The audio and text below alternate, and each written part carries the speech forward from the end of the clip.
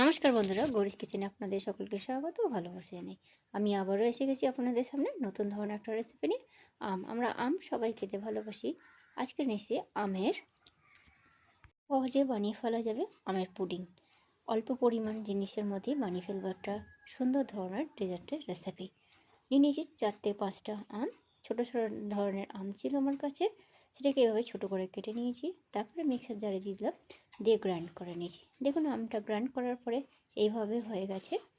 তো এরপর আমি নিয়ে নেবো একটা কড়াইয়ের মধ্যে দিয়ে দিয়েছি 400 গ্রাম মতন দুধ। আমি এখানে মাদার ডেয়ারি প্যাকেট নিয়েছি, আপনারা চাইলে গরুর দুধও নিতে পারেন কিংবা লিকুইড কিংবা প্যাকেট দুধও নিতে পারেন। নিয়ে ভালোভাবে ফুটিয়ে নিয়েছি। দেখুন এইভাবে পরদ উঠে গেছে। 400 দুধকে করে নিয়েছি 300 গ্রাম দুধ। তার মধ্যে আমি দিয়ে দিলাম আমের যেই আমার যে ব্যাটারটা ছিল সেটা আমি দিয়ে দিলাম। এরপরে আমি গ্যাসের ফ্লেমটাকে হাই রেখে ভালোভাবে মিশ্রণ করে নেব। এটাকে 10 থেকে 15 মিনিট মতন হাই ফ্লেমে ফোটাতে থাকবো। দেখুন টকবক করে ফুটতে থাকবে, আমি এভাবে নাড়াতে থাকবো যাতে না তলায় লেগে যায়। খুবই কম সময়ের মধ্যে বানিয়ে ফেলা যাবে আমার পুডিং। এরপরে নিয়ে নিয়েছি একটা বাটিতে কর্নফ্লাওয়ারটার মধ্যে কিছুটা দুধ দিয়ে ভালো করে মিশ্রণ করে নিয়েছিলাম, সেটাকে আমি দিয়ে দিলাম আমের মধ্যে। দিয়ে ভালো করে নাড়াচাড়া করে দেখুন এইভাবে একদম ঘন হয়ে গেছে। ঘন হয়ে যেতে আমি গ্যাসটাকে কিছুক্ষণের জন্য বন্ধ করে রেখেছিলাম। বন্ধ করে ঠান্ডা করার জন্য আধা ঘন্টার মতন রেস্টে রেখে দিয়েছিলাম।